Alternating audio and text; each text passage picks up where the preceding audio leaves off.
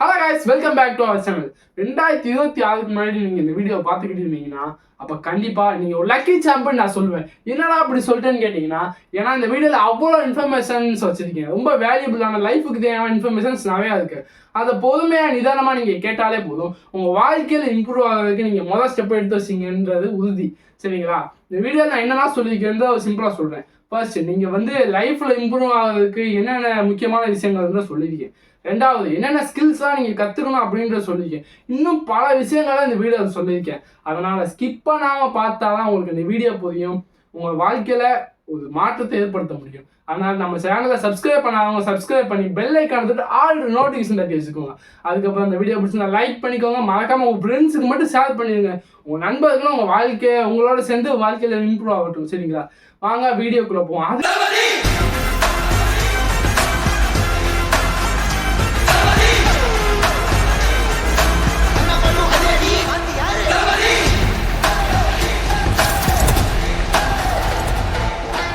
First of all, நம்ம 2025 பற்றி நம்ம பேசியே ஆகணும். என்னடா 2026க்கு போகும்போது 2025 பற்றி பேசுறேன்னு கேட்டிங்கன்னா, இங்கே நிறைய 25 நம்ம வேலையை செஞ்சு வச்சுருக்கோம். அதை பற்றி தான் சொல்ல போகிறேன். இப்போ என்னன்னு கேட்டிங்கன்னா, நம்ம 2025 ஸ்டார்ட் ஆச்சு. நியூ இயர் வந்துச்சு, பொங்கல் வந்துச்சு, தீபாவளி வந்துச்சு. அவ்வளோதான், அது முடிஞ்சு வருஷம். என்னடா இப்படி டக்கு டக்குன்னு ஓடிச்சு வருஷம் நினச்சி கூட பார்க்க முடியல. டக்கு டக்குன்னு வருஷம் ஓடிச்சு. ஆனால் நம்ம லைஃப்பில் கொஞ்சம் கூட இம்ப்ரூவ் ஆகாமல் அப்படியே அதே பொசிஷனில் இன்னும் கொஞ்சம் டவுன் ஆகிட்டே போகிறோம், கிராஷ் ஆகிட்டே போகிறோம். அதை மாற்றணும். அதுக்கு மேலே நம்ம 2025 செஞ்ச மிஸ்டேக்ஸை நம்ம சரி பண்ணணும்ல. ஃபர்ஸ்ட், நம்ம 2025 என்னெல்லாம் செஞ்சோம்? ஒரு ஸ்டடி இல்லாமல் அப்படின்னு நம்ம அது கிடக்குது, நம்ம ஜாலியாக இருப்போம் அப்படின்னு ஒரு ஸ்டடி இல்லாமல், ஒரு நிதானமே இல்லாமல் நம்ம பாட்டில் ஏதோ தானோன்னு தெரிஞ்சுக்கிட்டு இருந்தோம். அதை நிறுத்தணும். சரிங்களா?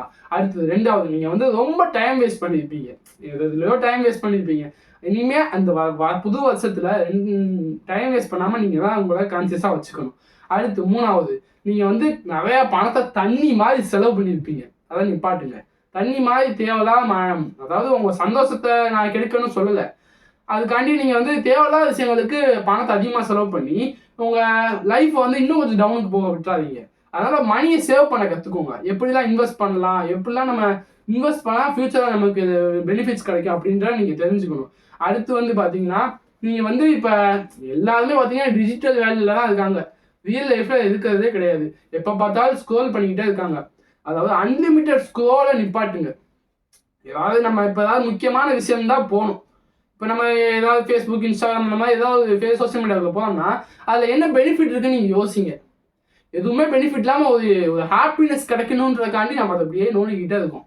அப்படி பண்ணுறனால நம்ம வந்து இன்னும் பிரெயின் வந்து ஒரு மாதிரி அப்படியே ஸ்டக் ஆகிக்குது. நம்ம லைஃப்பில் அடுத்தபடி எடுக்க விடாமல் தடுக்குது. அதனால் நீங்கள் அதிகமாக ஸ்க்ரோல் பண்ணுறதை நிப்பாட்டுங்க. இந்த விஷயங்களை நீங்கள் 2025 செஞ்ச மிஸ்டேக், இன்னும் பல மிஸ்டேக் இருக்குது. அதை சொன்னால் இந்த நாள் போய்கிட்டே இருக்கும். அதனால் நீங்கள் என்னெல்லாம் மிஸ்டேக் பண்ணியிருப்பீங்கன்னு சொல்லி அனலைஸ் பண்ணுங்கள். அதுக்கப்புறம் அதெல்லாம் 2026 நம்ம செய்யக்கூடாது அப்படின்னு நீங்கள் கண்டிப்பாக தெரிஞ்சுக்கணும். ஓகேங்களா? இப்போ பார்த்தீங்கன்னா நம்ம 2026 போயிடுவோம். அதாவது என்னடா 2026 அதே வருஷம் தான் அதுதான் வாழ்க்கை மாற மாட்டேது அப்படின்னு சொல்கிறது பொதுவாக போச்சு. எல்லாருமே அப்படிதான் சொல்கிறாங்க. என்னடா நம்ம வாழ்க்கை எப்படி மாற்றுறது? வாழ்க்கைனா என்ன? வாழ்க்கைனான்றத ஃபஸ்ட்டு தெரிஞ்சுக்கணும். ஃபஸ்ட்டு விஷயத்த சொல்லிடுவேன். இப்போ நான் பேச போது ரொம்ப இம்பார்ட்டண்டான மேட்டர். அதனால் ஒரு நோட் பேப்பர் ஏதாவது எடுத்துக்கோங்க. எடுத்து எழுதி கூட வச்சுக்கோங்க. இது ரொம்ப யூஸ்ஃபுல்லாக இருக்கும். அதனால் ஃபஸ்ட்டு கொஸ்டின், வாழ்க்கைனா என்ன? வாழ்க்கைனா என்னன்றதை நம்ம தெரிஞ்சுக்கிட்டாலே நம்ம வாழ்க்கையில் முன்னேற வழி அப்படின்றத ஈஸியாக அதுவே வந்து ஈஸியாக முன்னேறுவோம். நம்மளே ஃபஸ்ட்டு வாழ்க்கைனா என்னன்றதை நம்ம தெரிஞ்சுக்கணும். அதாவது எப்படின்னா, நம்ம வந்து நம்ம சந்தோஷமாக இருக்கணும், மற்றவங்கள சந்தோஷமாக வச்சுக்கணும். இவ்வளோ சிம்பிள் மேட்டர். சரிங்களா? வாழ்க்கைனா இதுதான். நம்ம சந்தோஷமாக இருக்கணும், மற்றவங்கள சந்தோஷமாக வச்சுக்கணும், நம்மளை சுற்றி உள்ளவங்கள எல்லாத்தையும் சந்தோஷமாக வச்சுக்கணும். இவ்வளோ நம்ம லைஃப். Simple word. நம்ம சந்தோஷமாக இருக்கணும், மற்றவங்க சந்தோஷமாக இருக்கணும். இதான் வாழ்க்கை. நல்லா தெரிஞ்சுக்கோங்க. இதில் நான் 8 கொஸ்டின்ஸாக பிரிச்சிருக்கேன். இந்த 8 கொஸ்டின்ஸை நீங்களே அந்த டைரியில் எழுதி வச்சுட்டு அதுக்கு நான் சொன்ன ஆன்சர் எழுதி வச்சுக்கோங்க. அதுக்கு உங்கள் ஆன்சரை நீங்கள் யோசிச்சு எழுதிக்கோங்க. First question, what is life? இங்கே லைஃப்னா என்னென்னா, நம்ம ஹாப்பியாக இருக்கணும், ஹெல்த்தியாக இருக்கணும், லவபுளாக இருக்கணும். அதுக்கப்புறம் பார்த்தீங்கன்னா ஹெல்ப்ஃபுல், எல்லாத்துக்கும் மற்றவங்களுக்கு உதவுற மாதிரி இருக்கணும். அது மட்டும் இல்லாமல் நீங்கள் கைண்ட்னஸாக இருக்கணும். எதுக்கெடுத்தாலும் கோவப்படிட்டு டும்னு அவங்க கோவத்தை காட்டக்கூடாது. நிதானமாக பொறுமையாக இருக்கணும். கற்றுக்கோங்க. சரிங்களா? அதனால் இதான் வாழ்க்கை. ஹாப்பியாக இருக்கணும், ஹெல்த்தியாக இருக்கணும், அதுக்கப்புறம் ஹெல்ப்ஃபுல்லாக இருக்கணும், கைண்ட்னஸாக இருக்கணும். இந்த மாதிரி நம்ம வாழ்க்கையில் இருக்கணும். சரிங்களா? நமது வாழ்க்கையில நலமாகவும் மற்றவங்களை நலமா வச்சுக்கிறதுக்கும் நம்ம இந்த வாழ்க்கையை வாழணும். அது தெரிஞ்சுக்கணும். அடுத்து second question, what are the 4 pillars of life? நம்ம வாழ்க்கையோட பில்லர்ஸ் என்ன அப்படின்றத நம்ம கண்டுபிடிச்சாகணும். ஃபவுண்டேஷன் தெரிஞ்சாதான் நம்ம வந்து மேல்படியே கட்ட முடியும். அதனால 4 pillars இருக்கு. என்னென்ன பில்லர்ஸ்? ஹெல்த்து, நாலேஜ், மணி, அதுக்கப்புறம் ரிலேஷன்ஷிப். இந்த 4 பில்லர்ஸ் இருக்கு. இந்த 4 பில்லர்ஸை நீங்கள் வந்து நல்லா மெயின்டைன் பண்ணினாலே உங்கள் லைஃப் கொஞ்சம் கொஞ்சமாக இம்ப்ரூவ் ஆகும். அதாவது ஃபர்ஸ்ட் நம்ம ஹெல்த்தை பார்த்துக்குவோம். ஹெல்த்துக்கு நம்ம இம்ப்ரூவ் பண்ணுறதுக்கு என்ன செய்வது? நல்லா சாப்பிடணும், நல்லா நம்ம தண்ணி குடிக்கணும், நிறையா ஃப்ரூட்ஸு, வெஜிடபிள்ஸ், இந்த மாதிரி ஹெல்த்தியான ஃபுட்ஸ் எடுத்துக்கணும். நம்ம வாக்கிங், ஒர்க் அவுட், யோகா, இந்த மாதிரி ஃபிசிக்கல் ஆக்டிவிட்டிஸும் நடக்கணும். அப்போ நம்ம ஹெல்த் நல்லா இருக்கும். நம்ம ஹெல்த் நல்லா இருந்தால் நம்ம அறிவை வளர்த்துக்கலாம். நம்ம தேவையான அறிவுகளை கேதர் பண்ணி அது மூலியம் நம்ம லைஃப்பில் எப்படிடா முன்னேறலாம் அப்படின்றத கற்றுக்கலாம். நாலேஜ், செகண்ட் ஒன்று நாலேஜ். நம்ம ஹெல்த்து கிடைச்சோடனே நாலேஜுக்கு போகலாம். நாலேஜ் நம்ம நிறைய அறிவுகளை கற்றுக்கிட்டு அது மூலயமா முன்னேற பார்க்குறோம். அடுத்து 3வது மணி. நம்ம கற்றுக்கிட்ட விஷயத்துல இருந்து நம்ம வந்து மணி மேக் பண்ணுறோம். மணி மேக் பண்ணி நமக்கு தேவையான விஷயங்களை வாங்கி நம்ம அது மூலயமா நம்ம முன்னேறோம். அடுத்து 4வது ரிலேஷன்ஷிப். நம்ம வந்து ஒரு ரிலேஷன்ஷிப்பை மெயின்டைன் பண்ணணும். நம்ம அப்பா அம்மாவோட ரிலேஷன்ஷிப்பு, நம்ம ஃபேமிலி சிஸ்டர் ரிலேஷன்ஷிப், இந்த மாதிரி நல்ல மெயின்டைன் பண்ணுற ரிலேஷன்ஷிப்பை. எப்போ பார்த்தாலும் சண்டை போட்டுக்கிட்டு, எப்போ பார்த்தாலும் சோகமாக அழுதுகிட்டு, இந்த மாதிரிலாம் இருக்கக்கூடாது. எப்பயுமே ஹாப்பியாக அவங்களுக்கு பிடிச்ச நம்ம செஞ்சுக்கிட்டு, நமக்கு பிடிச்ச அவங்க செஞ்சுக்கிட்டு, அவங்க செய்கிறாங்களோ இல்லை நம்ம செய்யணும், நல்லது எல்லாத்துக்கும் செய்யணும், நல்லது நினைக்கணும். அவ்வளோதான் ரிலேஷன்ஷிப்பை பொறுத்த வரைக்கும் அவ்வளோதான். அதை நீங்கள் தெரிஞ்சுக்கணும். இந்த 4 பில்லர்ஸை நீங்கள் நல்லா மெயின்டைன் பண்ணாலே உங்கள் லைஃப் கொஞ்சம் கொஞ்சமாக இம்ப்ரூவ் ஆகும். சரிங்களா? அடுத்து 3rd கொஸ்டின்ஸ்க்கு போயிடுவோம். ஹூ ஐ ஆம் நவ்? நான் இப்போ எந்த நிலைமையில இருக்கேன்? இப்போ வந்து உங்களை பற்றி தான் சொல்கிறேன். நீங்கள் இப்போ எந்த நிலைமையில இருக்கீங்கன்றதை நீங்கள் தெரிஞ்சுக்கிட்டாதான் அடுத்தபடியே நீங்கள் போக முடியும்.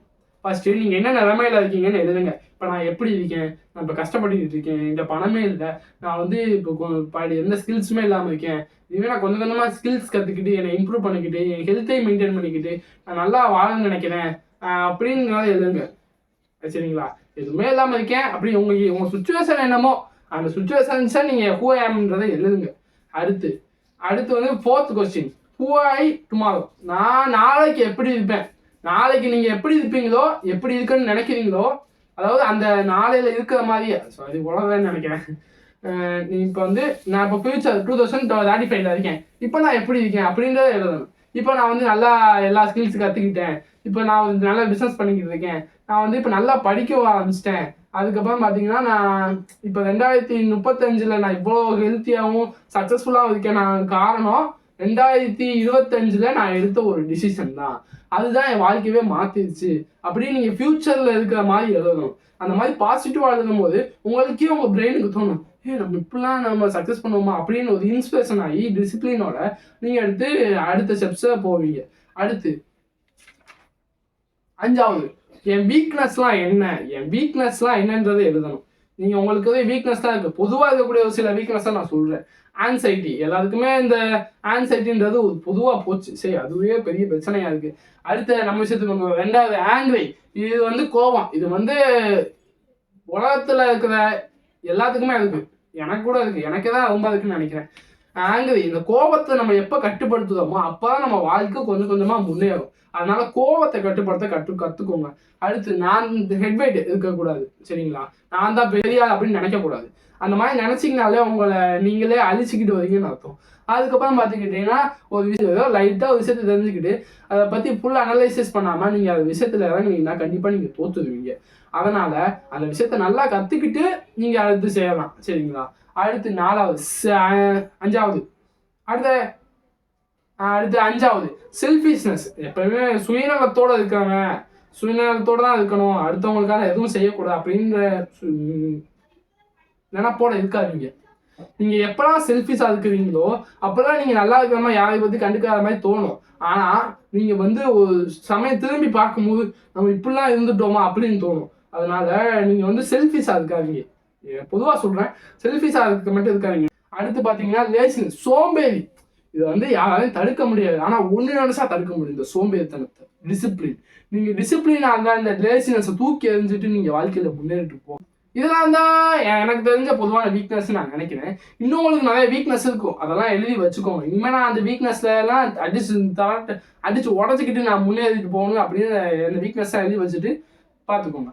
அடுத்து 6வது என்னன்னு கேட்டீங்கன்னா, உங்க லைஃப்ல நீங்க என்ன குவாலிட்டிஸ் எல்லாம் இம்ப்ரூவ் பண்ணணும் அப்படின்றத இந்த விஷயத்துல சொல்லியிருக்கேன். குவாலிட்டி என்னன்னு கேட்டீங்கன்னா டிசிப்ளின். நீங்க டிசிப்ளினா இருந்தா மட்டும்தான் வாழ்க்கையில ஜெயிக்க முடியும். நீங்க மோட்டிவேஷனோட ஒரு 2 நாள் 3 நாள் போகலாம், ஆனா 4வது நாள் நீங்க அப்படியே சதுர்ந்து நிறைய. அதே நீங்க ஒரு டிசிப்ளினோட போகும்போது உங்க லைஃப்ல என்னைக்கு நீங்க தோக்க மாட்டீங்க. அதனால டிசிப்ளினோட இருக்க பழகிக்கோங்க. அடுத்து ஹார்ட் ஒர்க். எப்பவுமே கடினமா உழைக்கக்கூடிய தன்மையை நீங்க வளர்த்துக்கோங்க. Hard work plus smart work இதை பண்ணீங்கனாலே லைஃப் சக்சஸ் ஆகும். அடுத்து வந்து பார்த்தீங்கன்னா கன்சிஸ்டன்சி. நீங்கள் ஒரு விஷயத்த செய்வீங்க, அப்போ தான் தோற்று போயிருவீங்க. எதனால்? நீங்கள் அதை தொடர்ந்து முயற்சி செய்யாதனால தான், கன்சிஸ்டன்சி இல்லாதனால தான் எல்லாருமே தோற்று போவோம். அதனால் தொடர்ந்து ஒரு விஷயத்த செஞ்சுக்கிட்டே இருக்கும். வருஷத்தில் 365 நாள் நீங்கள் அந்த விஷயத்த செய்யணும்னா செஞ்சுக்கிட்டே இருக்கணும். உங்களுக்கு என்னைக்கு ரெஸ்ட்டு கிடையாது, என்றைக்குமே ரெஸ்ட்டு கிடையாது வாழ்க்கையில் மனுஷனுக்கு. அதனால் கன்சிஸ்டன்ட்டோட ஓனா மட்டும் தான் ஒரு மனுஷன் ஜெயிப்பான். சரியாங்களா? அடுத்து வந்து கைண்டாக இருக்க கற்றுக்கோங்க. கைண்டாக இருக்க வேண்டியது ரொம்ப முக்கியமானது.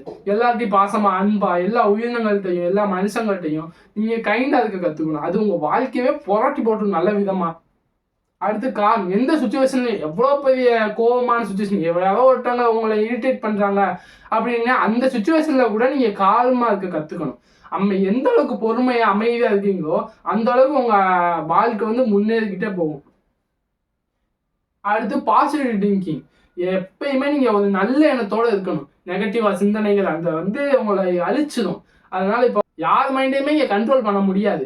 ஏன்னா நம்ம மைண்ட் ஆட்டோமேட்டிக்காக நெகட்டிவ் திங்காக யோசிக்கும். ஆனால் நீங்கள் அதையும் தாண்டி பாசிட்டிவ் திங்கை யோசிக்கும் போது உங்கள் மைண்ட் வந்து இன்னும் காலமாக அமைதியாக பீஸ் ஆகும். அப்போ வந்து நீங்கள் வாழ்க்கையில் முன்னேறலாம்.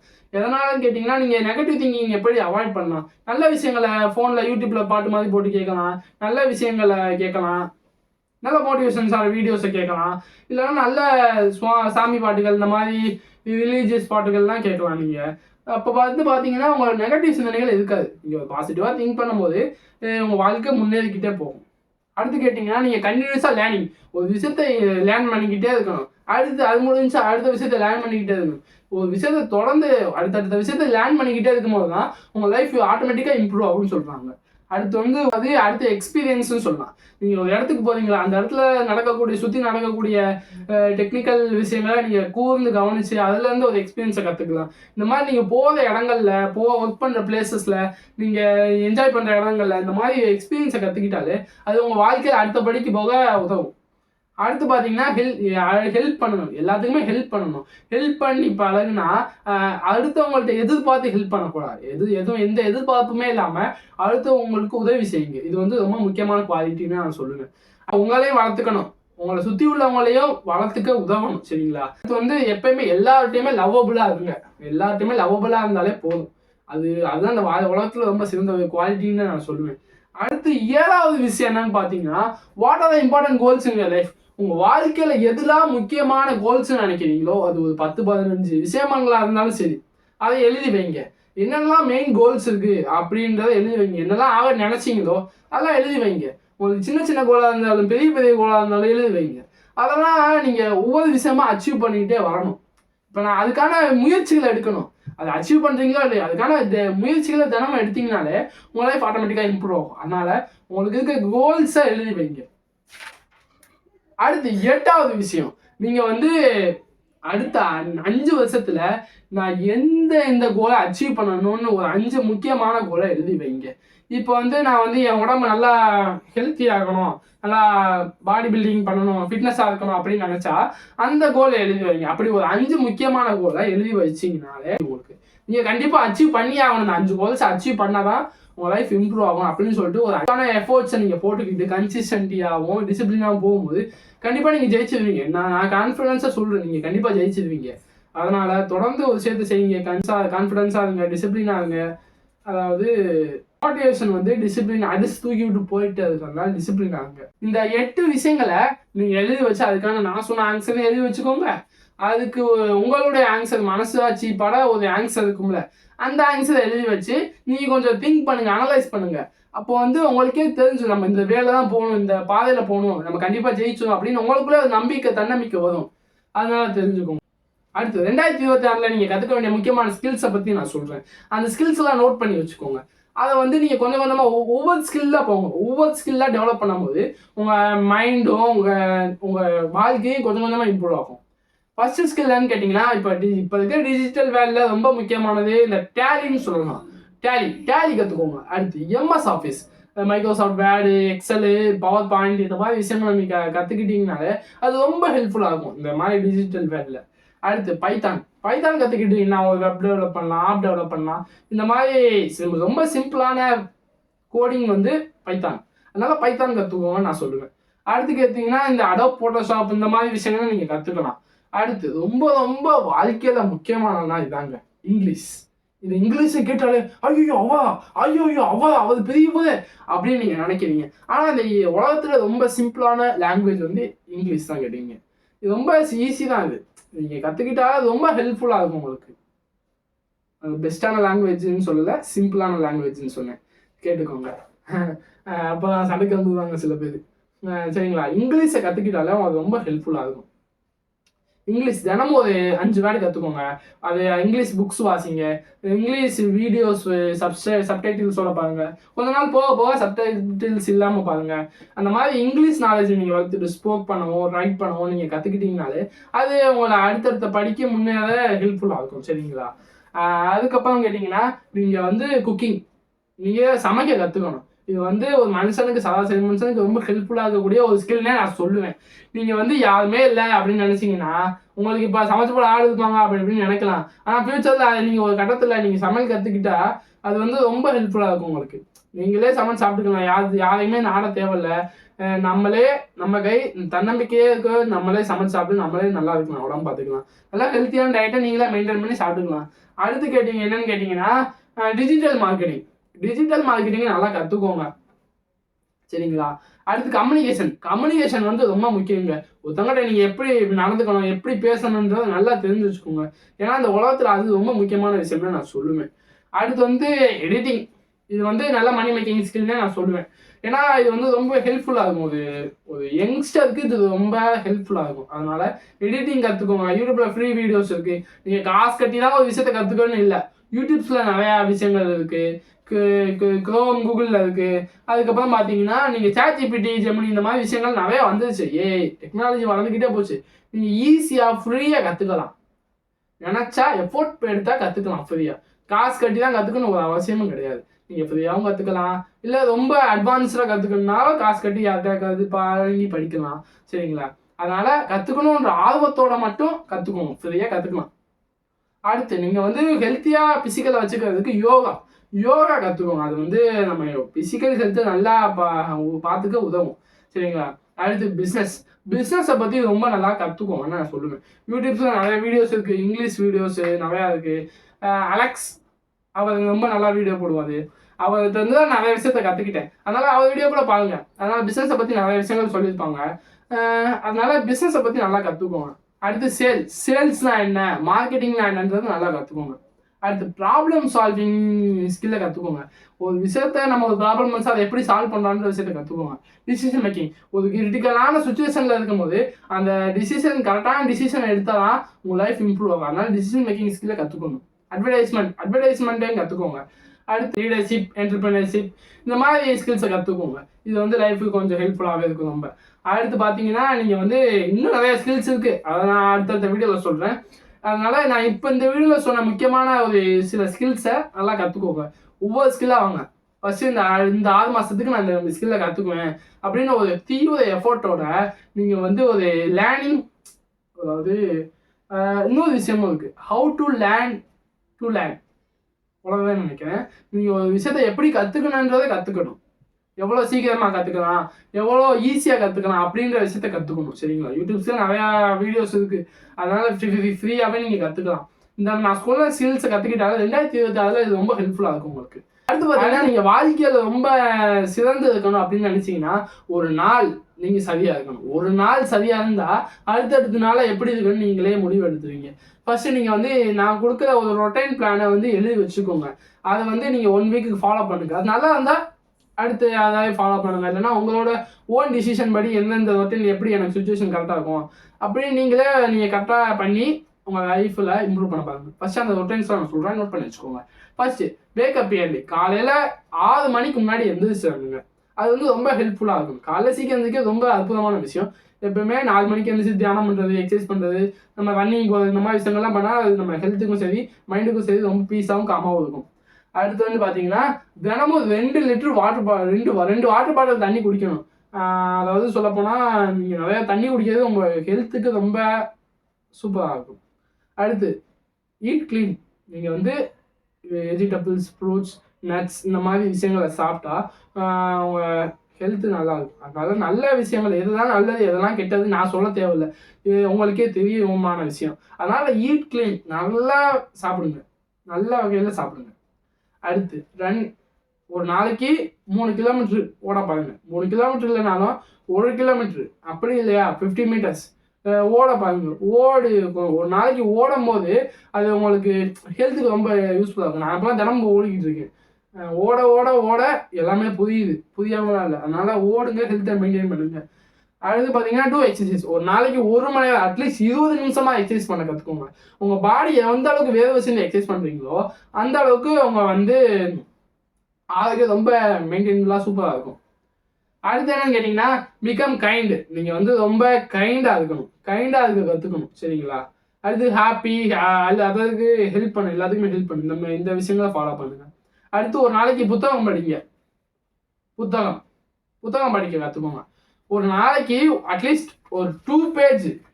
இந்த 2 பேஜ் படிக்கிறது ரொம்ப கஷ்டமாங்க, ரொம்பலாம் கஷ்டம் இல்லை. ஒரு நாளைக்கு 2 பேஜ் படிக்க வச்சு பழங்க. அப்போ கொஞ்சம் கொஞ்சமாக இம்ப்ரூவ் பண்ணுங்க, போதுமானது.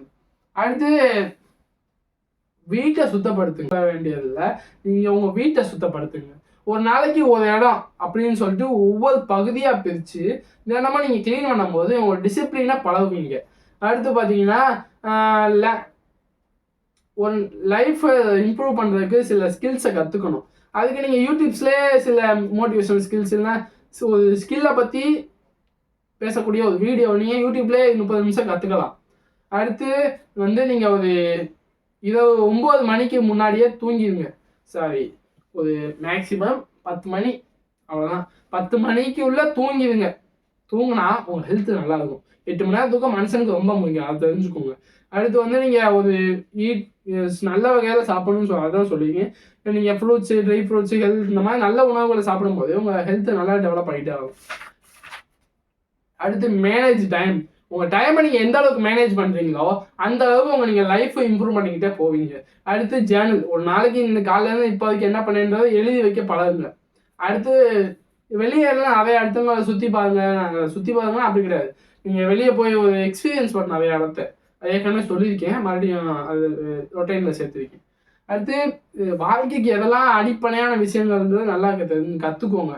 நம்ம வாழ்க்கையில் எப்படி காமன் சென்சஸ்லாம் என்ன, நல்ல அடிப்படையான விஷயங்கள்லாம் என்னன்றதை கற்றுக்கோங்க, சரிங்களா? அடுத்து வந்து அதிகமாக பேசுறதை நிப்பாட்டிட்டு அதிகமாக கவனிக்க ஆரம்பிங்க.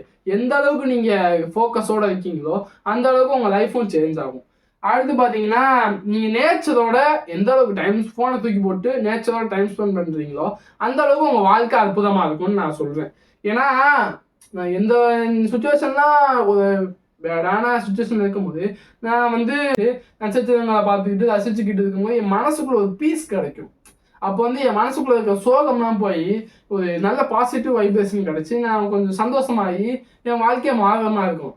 நீங்கள் வந்து செடி கொடிகள், பகல் நேரத்தில் செடி கொடிகள் இந்த மாதிரி விஷயங்களை பார்த்துட்டு ஆடு மாடுகள் இந்த மாதிரி இயற்கையை ரசிச்சிங்கனாலே உங்கள் வாழ்க்கை நல்லா இருக்குங்க. அடுத்து கேட்டிங்கன்னா நான் ஏற்கனவே சொன்னதான் நிறைய ஸ்கில்ஸை கற்றுக்கணும். நான் முக்கியமான ஸ்கில்ஸ் தான் சொல்லியிருக்கேன், அந்த ஸ்கில்ஸ் எல்லாம் கற்றுக்கோங்க. அடுத்து நீங்கள் நல்ல விஷயங்களை உங்கள் மாஸ்டர்ஸ், உங்கள் பேரண்ட்ஸ், உங்கள் ஃப்ரெண்ட்ஸ் கிட்ட இருந்து கற்றுக்கணும். அடுத்து டைம் போல தெரியாமல். அதனால இது ரொம்ப முக்கியமான விஷயம். உங்கள் பேரண்ட்ஸ், உங்கள் டீச்சர்ஸு, உங்கள் ஃப்ரெண்ட்ஸ் இந்த மாதிரி இவங்கெல்லாம் ரொம்ப நல்லவங்க. இவங்ககிட்ட இருந்து நம்ம சின்னவங்க பெரியவங்களாம் பார்க்கக்கூடாது. அவங்க நல்ல விஷயம் ஷேர் பண்ணாங்கன்னா அவங்ககிட்ட இருந்து கற்றுக்கணும். தினமும் எல்லார்ட்டையும் கற்றுக்கோங்க. அடுத்து நான் இப்போ பேச போகிறது ரொம்ப ரொம்ப அற்புதமான விஷயம்னா இந்த விஷயம்தான்.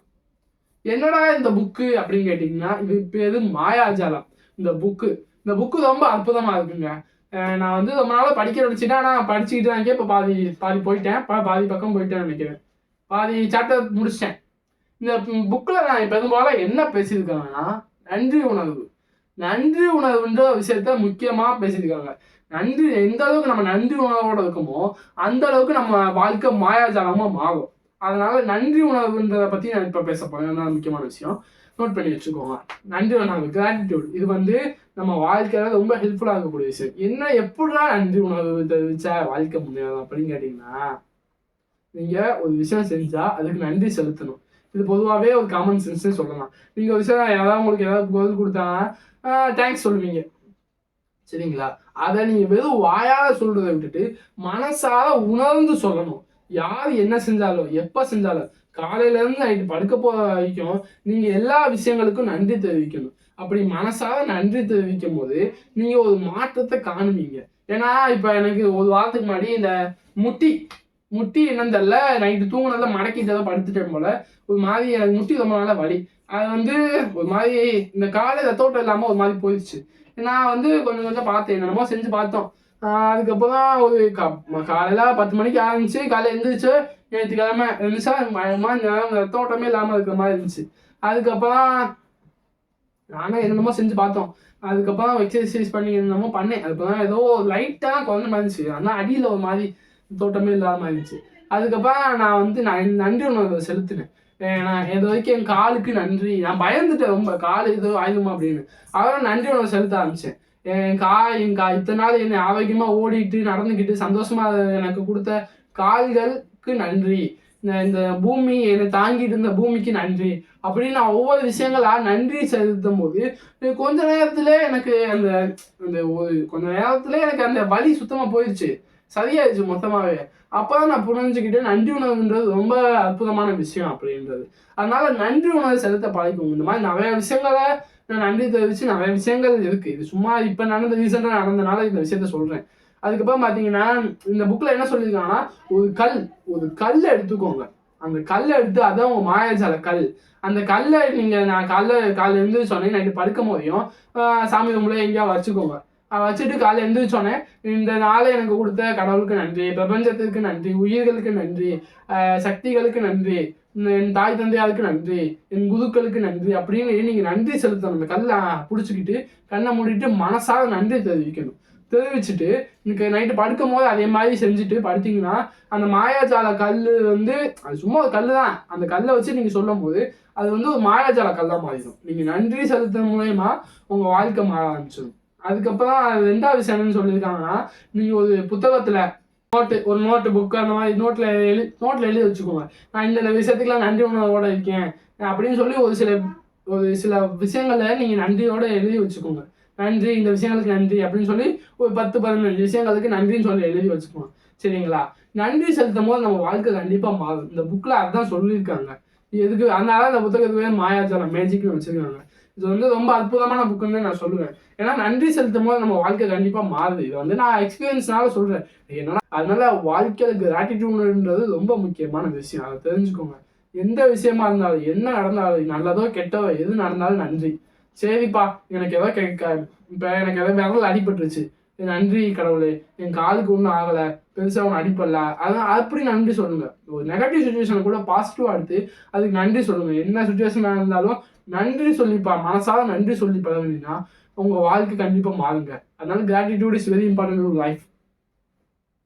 அடுத்து 10வது விஷயம் என்னன்னு கேட்டீங்கன்னா, நீங்க வந்து ஒரு நாளைக்கு ஒரு ஜேர்னல் எழுதி வைக்கணும். இன்னைக்கு காலையிலேருந்து நைட்டு வரைக்கும் நான் என்ன செஞ்சேன் அப்படின்றது நீங்க எழுதி வச்சு ஆகணும். அப்படி எழுதி வைக்கும் போது நீங்க ஒரு டாக்குமெண்டரியா இருக்கும். ஒரு டிஜிட்டல் நோட்ஸாவோ இல்லை வந்து ரிட்டன் நோட்ஸாவோ எழுதி வைக்கும் போது நீங்க வந்து அடுத்த நாள் ஒரு 3 நாள் ஒரு வாரம் கழிச்சு பார்க்கும்போது போன வாரம் நம்ம இப்படிலாம் இருந்தோம், இப்போ இம்ப்ரூவ் ஆகிட்டோம் அப்படின்றத நீங்க தெரிஞ்சுக்கலாம். இல்லை போன வாரம் இப்படி இருந்தோம், இந்த வாரம் இப்படி இருக்கும், அடுத்த நாள் நம்ம நாளைக்குலேருந்து இன்னும் ஒழுங்கா இருக்கணும் அப்படின்றத நீங்க தெரிஞ்சு அது உங்களுக்கு வந்து ஒரு ப்ரூஃப். உங்க லைஃப்பை மாற்றுறதுக்கு நீங்க எடுத்து பார்க்கும்போது அது உங்களுக்கு ஹெல்ப்ஃபுல்லாக இருக்கக்கூடிய ஒரு ப்ரூஃப், சரிங்களா?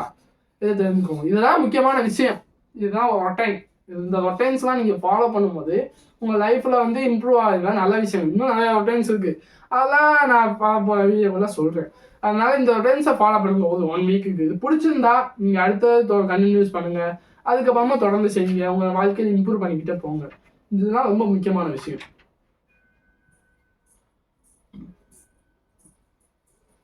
அடுத்து ஹாப்பினஸ். நம்ம வாழ்க்கையில எந்த அளவுக்கு சந்தோஷமா இருக்கோமோ அந்த அளவுக்கு நம்ம வாழ்க்கை நல்லா இருக்குங்க. ஒரு சின்ன சின்ன விஷயத்துக்கு கூட நம்ம சந்தோஷமா இருக்கணுங்க. ஒரு கெட்ட நெகட்டிவ் சுச்சுவேஷன் தள்ளி விட்டுட்டு பாசிட்டிவா நான் சந்தோஷமா இருக்கேன் அப்படின்னு சொல்லிட்டு இருக்கணும். இப்ப தனுஷ் சார் படத்துல கூட வந்துச்சு, இந்த மேம்பட்ட வாழ்க்கைனா எது, சுத்தமான காத்து, இந்த மாடு ஆடு இதெல்லாம் தான் சுத்தமான வாழ்க்கை அப்படின்னு சொல்லியிருப்பாங்க. அது உண்மைங்க. Nature is happiness. அந்த மாதிரி நேச்சர்ல இருந்து நீங்க வந்து ஹாப்பினஸ், நீங்க எதை, அதாவது முக்கியமான கான்செப்ட் என்ன சொல்லியிருப்பாங்கன்னா, நீ எதை மேம்பட்ட வாழ்க்கையை நினைக்கிறியோ அதுதான்டா மேம்பட்ட வாழ்க்கை அப்படின்னு சொல்லியிருப்பாங்க.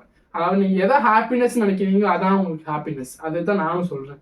நீங்க வந்து சின்ன சின்ன விஷயங்கள்ல இருந்து பெரிய பெரிய விஷயங்களுக்கு எல்லாத்தையும் சந்தோஷமா எடுத்துக்கணும். வாழ்க்கையில எப்பயுமே சந்தோஷமான பாதையில மட்டும்தான் போகணும்.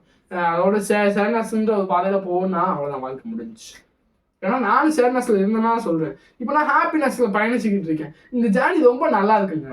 அதனால எப்பயுமே ஹாப்பினஸோட சூப்பரா எல்லாத்தையும் சந்தோஷமா வச்சுக்கோங்க, சரிங்களா? அது ரொம்ப முக்கியமான விஷயம். அதனால எப்பயுமே ஹாப்பினஸா அதுக்கு எடுத்துக்கோங்க. இந்த செடி இருக்கு, இந்த செடியில பூ பூக்காம இருந்தா ஒரு வித்தியாசமா இருக்கு. செடியில ஐயோ இந்த செடியில பூ பூக்கலை அப்படின்னு சொல்லிட்டு வருத்தப்படுறத விட்டுட்டு, இந்த செடி அழகா இருக்கே அப்படின்னு சொல்லி சந்தோஷப்படுங்க. பூ பூத்தோடனே இன்னும் கொஞ்சம் சந்தோஷப்படுங்க. அது மாதிரி எல்லா சுச்சுவேஷன்லையும் சந்தோஷமா இருக்கு கத்துக்கோங்க, சரிங்களா? எங்கேயோ வச்சுக்குவோம். அதுக்கப்புறம் இந்த வீடியோல இந்த முக்கியமான விஷயம்லாம் நீங்க தெரிஞ்சிருப்பீங்கன்னு நினைக்கிறேன். வீடியோ ரொம்ப லென்த்தா போய்கிட்டு இருக்கு. கன்க்ளூஷனுக்கு வந்துடுவேன். இது வந்து ரொம்ப கன்க்ளூஷன் வந்து நான் இப்போ முடிச்சிடுவேன். ஆனா நீங்க அதை ஃபாலோ பண்றீங்களா, அதை வந்து ரெகுலரா பண்றீங்களா, அதுக்கப்புறம் நீங்க ஒரு எப்பயுமே டிசிப்ளினோட ஒரு அதே மைண்ட் செட்டோட இருக்கீங்களா, இல்லை கொஞ்ச நாள் இருந்துட்டு அப்படியே வேணும்னு போயிருவீங்களா அப்படின்றது முக்கியம். அதனால முக்கியமான கன்க்ளூஷன் நான் சொல்லிடுவேன். ஃபர்ஸ்ட் என்னன்னு கேட்டீங்கன்னா, எனக்கு இந்த கன்க்ளூஷன் நான் சொல்லிடுவேன். இப்போ ஃபர்ஸ்ட் ஒன்று என்னன்னு கேட்டிங்கன்னா, எனக்கு இந்த கோல் இருக்கு, நான் அதை அச்சீவ் பண்ணி ஆகணும். எத்தனை வருஷமானாலும் சரி, எத்தனை யுகமானாலும் சரி, நான் அச்சீவ் பண்ணுவேன்ற ஒரு மைண்ட் செட்டோட நீங்கள் போய்கிட்டே இருக்கணும். அடுத்து ரெண்டாவது டிசிப்ளின். காலையில் 4 மணிக்கு எழுந்துச்சு நைட்டு 9 மணிக்கு படுத்து தூங்கணும்.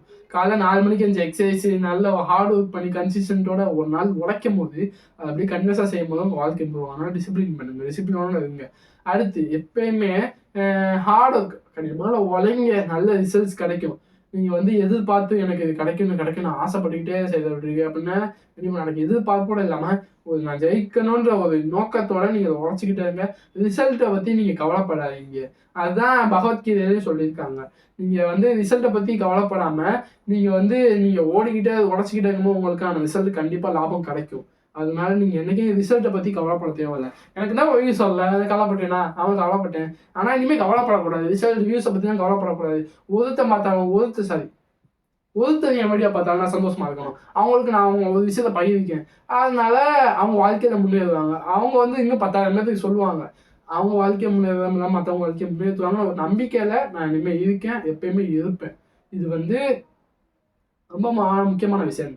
ரிசல்ட்டை பற்றி கவலைப்படாமல் எப்பயுமே கன்சிஸ்டன்ட் ஹார்ட் ஒர்க்கோட போகும்போது உங்கள் வாழ்க்கை கண்டிப்பாக இம்ப்ரூவ் ஆகுங்க. ரிசல்ட்டை பற்றி யோசிக்காதீங்க. நான் இதை உங்களுக்கு சொல்கிறேன். ஏன்னா நான் ரிசல்ட்டை பற்றி கவலைப்பட்டு நான் நிறைய டைம் வேஸ்ட் பண்ணியிருக்கேன். அதனால தான் சொல்கிறேன், சரிங்களா? இப்போ கடைசி பாட்டுக்கு வந்துடும், வீடியோ முடிய போகுது. பார்த்தீங்கன்னா இவ்வளோ நேரம் என் கூட பொறுமையாக நிதானம் உட்காந்து பார்த்துக்கிட்டு இருந்தீங்கன்னா உங்கள் எல்லாத்துக்கும் நான் ரொம்ப நன்றி சொல்லிக்கிறேங்க.